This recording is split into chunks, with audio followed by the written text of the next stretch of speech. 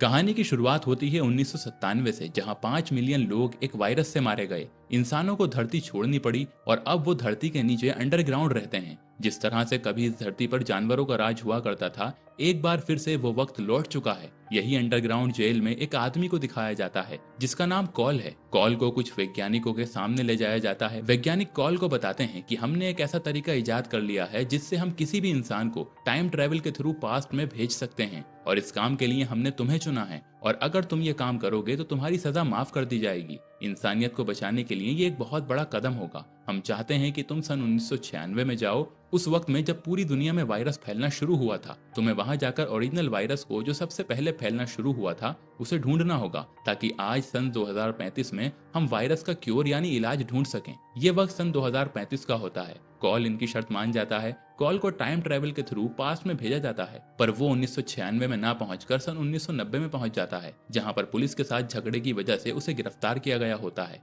यहाँ पर doctor Catherine उससे मिलने के लिए आती हैं। कॉल की अजीब बातों की वजह से उसे सब पागल समझते हैं, इसीलिए उसे डॉक्टर के पैनल के सामने बुलाया जाता है, जहां पर डॉक्टर कैथरीन भी होती हैं। यहाँ पर कॉल इन सबको बताता है कि सन 1996 में एक वायरस फैला था, जिसकी वजह से सन 1997 तक 500 करोड़ लोग मारे गए। सिर्फ 1% लोग बचे, जो इस वक्त जिस वक्त से मैं आया हूँ यानी सन 2035 में धरती के नीचे अंडरग्राउंड रहते हैं। कॉल की बातों पर किसी को विश्वास नहीं होता। उससे पूछा जाता है कि क्या तुम दुनिया को बचाने के लिए आए हो। कॉल कहता है कि नहीं, दुनिया पहले खत्म हो चुकी है। मैं बस उस वायरस की इंफॉर्मेशन लेने के लिए आया हूँ जिसकी वजह से 500 करोड़ लोग मारे गए, ताकि हम अपने वक्त में सन 2035 में इस वायरस का इलाज बना सकें और एक बार फिर से खुले आसमान के नीचे सांस ले सकें। यहाँ पर कॉल कहता है कि मैं अपने वैज्ञानिकों की टीम को एक कॉल करना चाहता हूँ। उनके पास एक ऐसा यंत्र है जिसकी मदद से एक नंबर डायल करके मैं उन्हें वॉइस मेल भेज सकता हूँ। कॉल को इजाजत दे दी जाती है, पर जब वो कॉल करता है तो कॉल एक औरत रिसीव करती है। दरअसल वैज्ञानिकों ने उस सिस्टम को, उस यंत्र को 1996 में सेट किया था और कॉल होता है सन 1990 में, इसीलिए कॉल उनसे कनेक्ट नहीं कर पाता। कॉल को यहाँ पर पागल करार दे दिया जाता है, और जब वो पागल खाने में जाता है तो वहाँ पर उसे एक पागल मिलता है जिसका नाम होता है जेफरी। जेफरी एक बहुत बड़े रईस का बेटा होता है। यहाँ पर कॉल को एक अलग सेल में रख दिया जाता है, पर कॉल वहाँ से गायब होकर वापस अपने वक्त में यानी सन 2035 में आ जाता है, जहाँ पर आने के बाद कॉल को एक रिकॉर्डिंग सुनाई जाती है जिसमें एक लड़की कहती है कि 12 मंकीज की हामी ने अपना काम कर दिया है। उसके बाद वैज्ञानिक कॉल से पूछते हैं, क्या तुमने संदेश भेजा था? ये संदेश हमें सन 1996 से आया है। कॉल कहता है, तुमने मुझे सन 96 में नहीं बल्कि सन 1990 में भेज दिया था। उनको यहाँ पर कुछ फोटोज दिखाई जाती हैं और पूछा जाता है कि क्या तुम इनमें से किसी से मिले थे। यहाँ पर उसे जेफरी की फोटो भी दिखाई जाती है, वो पागल जो कॉल को पागल खाने में मिला था। कॉल कहता है कि शायद मैं इससे मिल चुका हूँ। इसके बाद कॉल को एक और मौका दिया जाता है। उसे टाइम ट्रेवलिंग मशीन के अंदर डाला जाता है और सन 1990 में दोबारा भेजा जाता है। इस बार फिर से गलती होती है और कॉल अब के से वर्ल्ड वॉर 1 के वक्त में पहुंच जाता है, जहां पर चारों तरफ गोलियां चल रही होती हैं। कॉल को कुछ भी समझ नहीं आता। एक गोली उसके पैर में भी लग जाती है, पर इससे पहले कि उसकी जान जाती, एक बार फिर से मशीन अपना काम करती है और इस बार कॉल सन 1996 में पहुंचता है, जहां पर उसे एक्चुअली जाना था। वहां पर पहुंचकर वो देखता है कि इस वक्त डॉक्टर कैथरीन लेक्चर दे रही होती हैं, जिससे कॉल सन 1990 में पागलखाने में मिला था। अब वो एक जानी मानी हस्ती हैं। उन्होंने किताब लिखी होती है। उसके लेक्चर के बाद उसकी किताब पर सभी लोग उसके ऑटोग्राफ ले रहे होते हैं। अभी उसके पास डॉक्टर पीटर आता है। डॉक्टर पीटर कैथरीन से कहता है कि इंसानों की वजह से धरती अब रहने लायक नहीं रही। जनसंख्या लगातार बढ़ रही है, धरती के रिसोर्सेज खत्म हो रहे हैं, जिस वजह से धरती अब रहने लायक नहीं रहेगी। कैथरीन उसकी बातों पर ध्यान नहीं देती। अब कैथरीन जब घर जाने के लिए अपनी गाड़ी में बैठती है तो कॉल पहले से वहां पर होता है। वो कैथरीन को किडनैप कर लेता है और कहता है कि तुम मेरे साथ फिलाडेल्फिया चलोगी, क्योंकि वायरस की शुरुआत फिलाडेल्फिया से हुई थी। कैथरीन कॉल को पहचान जाती है कि आज से 6 साल पहले 1990 में कॉल अचानक से पागलखाने से गायब हो गया था। कॉल कैथरीन को समझाने की कोशिश करता है कि वो टाइम ट्रैवल कर रहा है। कैथरीन उसकी बातों पर विश्वास नहीं करती और दोनों के दोनों फिलाडेल्फिया पहुंच जाते हैं, जहां पर कॉल देखता है कि दीवारों पर 12 मंकीज ग्रुप के निशान होते हैं। वो समझ जाता है कि अब 12 मंकीज ग्रुप सक्रिय है और आज से ठीक 1 महीने बाद दुनिया में वायरस फैलना शुरू हो जाएगा, जिस वजह से 500 करोड़ लोगों की मृत्यु हो जाएगी। फिलाडेल्फिया में एक दुकान के बाहर एक पिक्चर का साइन दिखता है और ये 12 मंकीज ग्रुप का साइन है। कॉल उस शॉप के अंदर जाता है जहां पर एक लड़की और 2 लड़के होते हैं। कॉल उनसे कहता है कि मुझे पता है तुम 12 मंकीज ग्रुप के सदस्य हो, मुझे तुम्हारे ग्रुप के लीडर का नाम जानना है। हालांकि वो बताना नहीं चाहते थे, पर जब कॉल लड़की के सर पर गन तान देता है तो उन्हें बताना पड़ता है कि हमारे लीडर का नाम जेफरी है। दरअसल जेफरी वही है जिसने सन 1990 में कॉल पागलखाने में मिला था। वो बताते हैं कि जेफरी अब बहुत फेमस है। उसके पिता एक वॉयर लॉजिस्टिक्स हैं। वॉयर लॉजिस्टिक्स वो होता है जो वायरस के ऊपर काम करता है और जेफरी अपने पिता का विरोध करता है, इसीलिए वो दुनिया के सामने, मीडिया के सामने बहुत फेमस हो गया है। कॉल यहाँ से कैथरीन के साथ जेफरी के घर की तरफ निकल पड़ता है।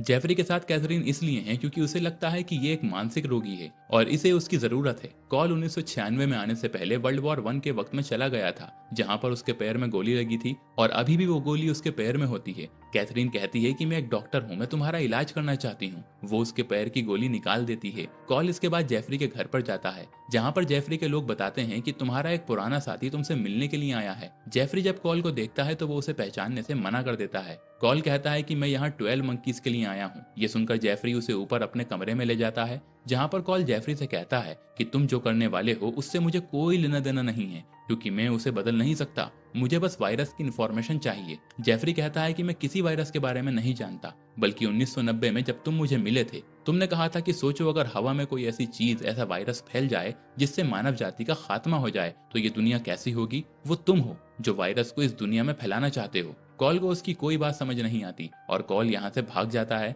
जेफरी के लोग उसका पीछा भी करते हैं। अब कॉल अपनी गाड़ी की डिग्गी खोलता है, जहाँ पर उसने कैथरीन को बंद करके रखा होता है। कैथरीन बाहर आकर उस पर हमला कर देती है। वो कहती है कि तुम्हारी हिम्मत कैसे हुई कि तुमने मुझे डिग्गी के अंदर बंद कर दिया। जब वो कॉल के चेहरे पर घाव के निशान देखती है तो वो कहती है तुमने किसी को मारा है। कॉल कहता है कि जल्द ही पूरी दुनिया खत्म होने वाली है और जो लोग बचेंगे उन्हें धरती के नीचे रहना पड़ेगा, एकदम कैदियों की तरह। मैं इस वक्त से नहीं जाना चाहता, मुझे सूरज की रोशनी, हवा, पानी सब कुछ बहुत पसंद है। तभी इन्हें पुलिस की आवाज आती है। कैथरीन पुलिस का ध्यान खींचने के लिए हॉर्न बजाती है और जब वो उस तरफ देखती है जहाँ पर कॉल खड़ा था तो वहाँ पर कोई भी नहीं होता। कॉल ठीक इस तरह से गायब हो जाता है जिस तरह से आज से 6 साल पहले 1990 में वो पागल खाने से अचानक गायब हो गया था। कॉल वापस अपने वक्त में यानी कि 2035 में पहुंच गया होता है। वहीं 1996 में फॉरेंसिक रिपोर्ट वाले कैथरीन को बताते हैं कि जो गोली आपने कॉल की बॉडी से निकाली थी वो इस वक्त की नहीं है, वर्ल्ड वॉर 1 के वक्त की है। ये गोली उस वक्त चलाई गई थी। ये सुनकर कैथरीन पूरी तरह से हैरान हो जाती है। कैथरीन दरअसल इसी तरह की घटनाओं पर रिसर्च करती है।